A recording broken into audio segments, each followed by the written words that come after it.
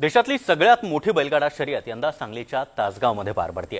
Double Maharashtra Kesari Chandrahar Patil यांच्याकडून भव्य दिव्य अशी बैलगाडा शर्यतीचं आयोजन करण्यात आलंय। बैलगाडा शर्यतीच्या इतिहासातील सगळ्यात मोठी बक्षिसं देखील या बैलगाडा शर्यतीमध्ये असणार आहे। पाहूयात नेमका कसा रंगणार हा शर्यतींचा थरार।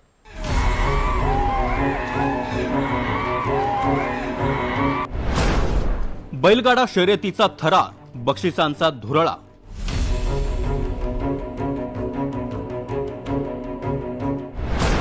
बैलगाडा मैदान मारणार, बक्षिसांचा धुरळा उडणार।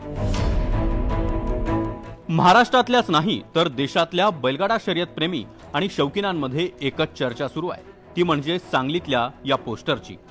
डबल महाराष्ट्र केसरी चंद्रहार पाटलांनी बैलगाडा शर्यत आयोजित केली आहे। बैलगाडा शर्यतीच्या इतिहासात आजपर्यंत न दिलेली कोट्यवधी रुपयांची बक्षिसं जाहीर करण्यात आली आहेत। एक दोन नव्हे तर तब्बल 200च्या घरात वाहनं बक्षीस स्वरूपात बैलगाडा शर्यतीतल्या विजेत्यांना दिली जाणार आहेत।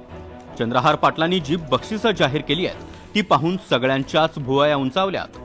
बैलगाडा शर्यत म्हटलं की 2 बैल आणि गाडा असं डोळ्यासमोर येतं, त्यामुळे चंद्रहार पाटलांनी देखील सगळी बक्षिसं 2-2 दिली आहेत। पहिल्या क्रमांकासाठी 2 फॉर्च्युनर, दुसऱ्या क्रमांकासाठी 2 थार, तिसऱ्या क्रमांकासाठी 2 ट्रॅक्टर, चौथ्या क्रमांकासाठी 2 बुलेट, इतर विजेत्यांसाठी तब्बल 150 दुचाकी।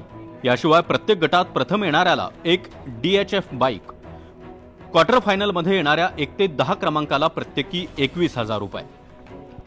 क्रमांकांना 2 प्रथम क्रमांक येणार आहेत वेगवेगळ्या पद्धती, त्यांना 2 फॉर्च्युनर देतोय, 2 थार देतोय, त्याच पद्धतीने 7 ट्रॅक्टर आणि 150 टू व्हीलर अशा पद्धतीची इथे बक्षिसं आपण ठेवलेली आहेत। बक्षिसं ठेवण्याच्या पाठीमागे, एवढी मोठी बक्षिसं ठेवण्या पाठीमागचा उद्देश एकच आहे आपला, की जेवढी मोठी बक्षिसं असतील तेवढ्या किमती ह्या बैलांना मिळतील। येणाऱ्या काळामध्ये जेवढी जास्त मोठ्या प्रमाणात आपण बक्षिसं ठेवू, फॉर्च्युनरच्याही पुढे जाऊन जर आपण ही बक्षिसं ठेवली तर बैलांनाही त्याप्रमाणे त्या पद्धतीनं किंमत वाढेल त्या बैलांची। बैलगाडा शर्यतीच्या थरारासह बक्षिसांचा धुरळा जो काय उडणार आहे त्याकडे खास करून आता बैलगाडा शर्यत प्रेमींचं लक्ष लागलंय।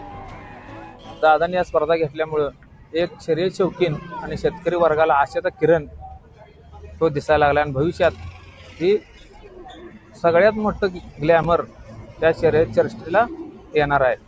आणि ह्यामुळे शेतकरीवर एवढा आनंदित आहे की घरात जन्मलेला खोंड शेतकरी तो तयार करून पळवून त्याचं म्हणजे अर्थकारण ही कुटुंब त्यावरही चालणार आहे।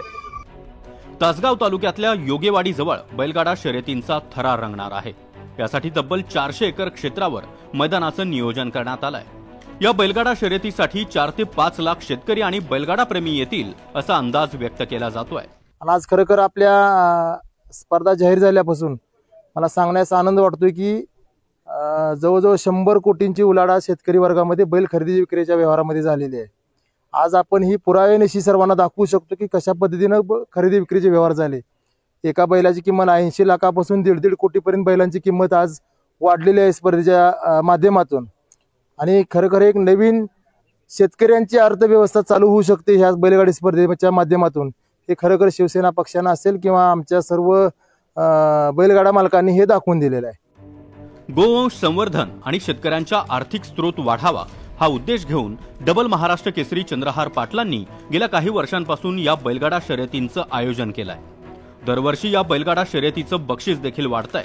या वर्षीच्या बक्षिसांनी तर सगळ्यांचेच डोळे दिपण्याची शक्यता आहे। चंद्रहार पाटलांनी बैलगाडा शर्यत प्रेमींसाठी बक्षिसांचा धुरळाच उडवलाय। आता कोणता बैलगाडा या बक्षिसांच्या दिशेनं धाव घेणार हे 9 नोव्हेंबरला समजणार। शरद सातपुते, NDTV मराठी, सांगली।